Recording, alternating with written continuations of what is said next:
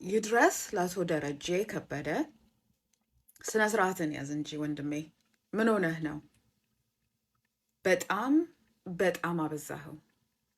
ወንጌልን ያንተ የማህበራዊ እቃቃ መጫወቻ አደረግከው። ያንተ ኢየሱስና ማነው ስሙ ቴዲ አፍሮ እኩል ሆኑብህ፣ ተምታቱብህ። ይሄ ስነ ስርዓትህን ያዝ። በጣም እማከብርህ ወንድሜ ነበርክ። በጣም እምጸልል ከልቤ በእግዚአብሔር ፊት ያነባውልህ ወንድሜ ነበርክ። አልቅሼልሃለሁ። አሁንም በጉልበቴ ተንበርክኬ ያለቅስልሃለሁ።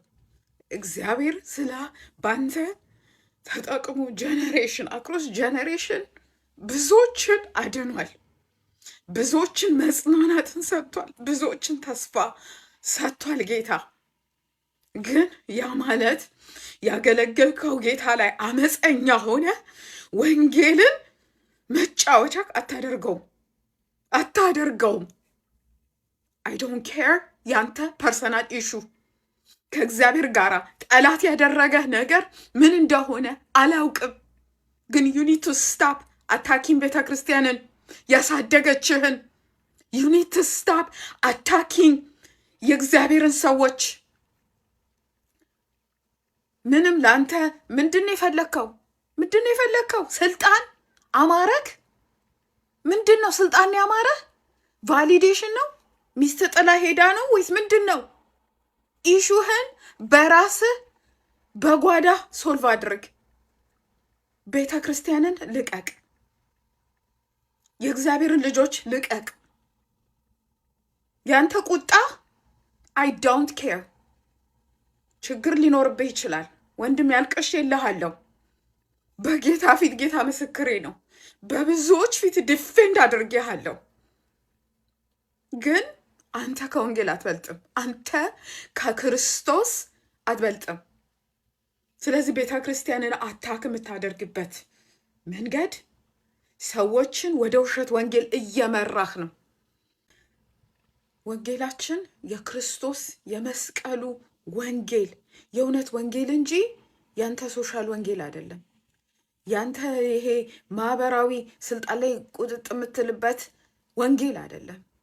የእግዚአብሔር ልጅ ኢየሱስ የሆነው ክርስቶስ ኢየሱስ መጥቶ ያለምን ሁሉ ኃጢአት የተሸከመበት የቅጣት መስቀል ነው። እንዴት ያ ካንተ እንዴት ይሰወርብሃል?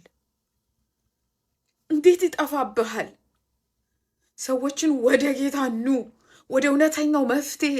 ይሄ ሶሻል ምናምን ጀስትስ ብለህ ቅብርጥሶ የምታወራው ነገር ኃጢአቱ ችግሩ እግዚአብሔር አይደለም፣ የሰው ልብ ነው። እንዳንተ አይነት አመፀኛ የሆኑን ሰዎች የአዳም ልጆች በአመፃቸው ያመጡት ኮንስኮንስ ነው። ይሄ ግልጽ ነው ላንተ። እያወቅ እግዚአብሔር ላይ ቁጣን መናገር፣ ቤተ ክርስቲያንን ቅድስቲቱ ውብ የሆነችውን በክርስቶስ ደም ዋጋ የተገዛችውን ቅድስቲቱን ቤተ ክርስቲያንን አታክ ማድረግ፣ የእግዚአብሔርን ልጆች ማጣጣል። who are you seriously? በቃ እንጂ for years I don't care. I don't care what ቤተ ክርስቲያን ቸርች ሀርትክ ምናምን ምን እንደሆነ I don't care. It does not matter at the end of the day. ሰዎች እኮ በመስቀል ተዘቅዝቀው ተሰቅለዋል። በፈላ ዘይት ተጠብሰዋል። በሰይፍ ወድቀዋል። አንተ ፌሊንጌ ሀርት ሆነ ብለህ የእግዚአብሔርን ቤት አታክ ታደርጋለህ? ምን አይነት ሰው ነህ? ልክ የለኝም አልክ እኮ። ምን አይነት ሰው ነህ? በእውነት በወንጌል ቀልድ የለም። አይ ላቭ ዩ፣ ግን በወንጌል ቀልድ የለም ወንድሜ። ዩር ኖባዲ ከክርስቶስ ጋር ዩር ኖባዲ። ጭራሽ አትደርስም። ቦታን አውቀኸዋል አይደል? አትደርስም። በእውነት አንተ ፍቅር ያለ ሰው ከሆንክ፣ በእውነት ስለ ሂውማኒቲ ኬር አድርገህ ከሆነ ወደ ክርስቶስ ነው ፖይንት የምታደርጋቸው እንጂ ወደ አማራ ስልጣን፣ ወደ ኢትዮጵያ ምናምን ኢትዮጵያዊነትህ አማራነትህ መስቀል ሆኖብሃል። ይሄ ጣዖት ሆኖብሃል። እንደማንም ኢትዮጵያዊ አገሬንም ወድ ሰው ነኝ። እንደማንም ኢትዮጵያዊ ለኢትዮጵያ ሞችላት ብባል እምሞት ሰው ነኝ። ያን መስመስክራለሁ። ታሰራለሁ። ከልጅነት ጀምሮ ተደብድቤያለሁ። ማይ ሆል ፋሚሊ ተደብድቧል። ማይ ሆል ፋሚሊ አባቴ ፖለቲሻን ነበረ። ከኃይለ ሥላሴ ጊዜ ጀምሮ አፍሪካን ወክሎ ብዙ ዲፕሎማቲክ ስራ የሰራ ሰው ነው አባቴ አቶ በቀለ ሙለታ። እኔ የሱን ኢንስፓይሬሽን ይዤ ፖለቲካል ሳይንስ ያጠናው ሰው ነኝ። ሳይኮሎጂ ያጠናው ሰው ነኝ። ህግ ያጠናው ሰው ነኝ። ይህን ሁሉ ግን በመጨረሻ የተረዳሁት አት ዲ ኤንድ ኦፍ ደ ዴይ እውነተኛ መፍትሄ እንዳልሆነ ነው።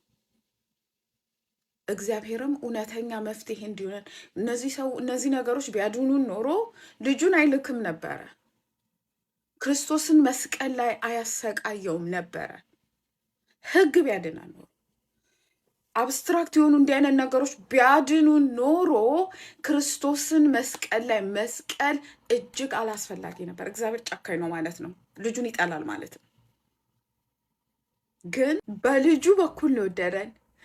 ያለ ልጁ አያውቀንም። ታውቀዋለህ በልብህ። መጽሐፍ ቅዱስ ላይ 300 ጊዜ ኢን ሂም ነው የሚለው፣ ኢን ክራይስት ነው የሚለው። አዲስ ፍጥረት ሆነን ነው በእግዚአብሔር ፊት የቀረብ ነው። አለበዚያ ማናችንም እኮ ደስቲኒያችን ሲሆን ነው።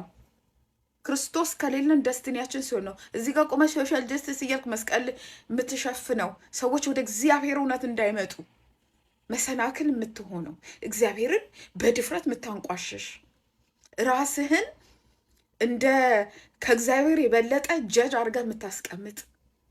አዎ እግዚአብሔር ያውቃል። እያንዳንዱ እንባ፣ እያንዳንዱ ጄኖሳይድ፣ እያንዳንዱ ለቅሶ፣ እያንዳንዱ በደል አመዛዝ ነው ያውቃል። ባይቤል ልብ ውስጥ ያለውን ያውቃል። በአንተ ልብ ውስጥ ያለውን ያውቃል። ከምን ተነስተን እንደምትመጣ ያውቃል። እግዚአብሔር ብቻ ነው የሰውን ልብ የሚያውቀው። የሰውን ልብ እንደሚያውቅ ሰው አትናገር። እግዚአብሔር ብቻ ነው። ሰውን ጀጅ ልናደርግ የምንችለው በፍሩቱ ነው። በፍሩቱ ነው። ጌታም ያለው በፍሩት ነው። ሰውን ጀጅ አድርጎ ያለው ጀጅ አታርጉ አላለም። ጀጅ አድርጉ፣ ግን ቤዝድ ኦን ዴር ፍሩት። አለበለዚያ የሰውን ልብ እንደሚያውቅ ሰው you cannot pretend that ፕሪቴንድ ማድረግ አትችልም። ችግሩ የብዙ ሰው ችግር ይሄ ነው። ይህ አመፀኛ ልብህን ዝቅ አድርግ በእግዚአብሔር ፊትና ጎንበስ ብለን ተንበርክከ አልቅሰ ምህረትን ለምን፣ ጊዜው ሳይፈጅብን። በእርግጥ መጽሐፍ ቅዱስ እንደማታነብ ገባኝ ዛሬ። ቪዲዮ ናቸው በጣም ያዘንኩት። እግዚአብሔር ይፈውስ፣ እግዚአብሔር ይድረስልን፣ እግዚአብሔር ካሳደደ ዲመን ነፃ ያውጣ።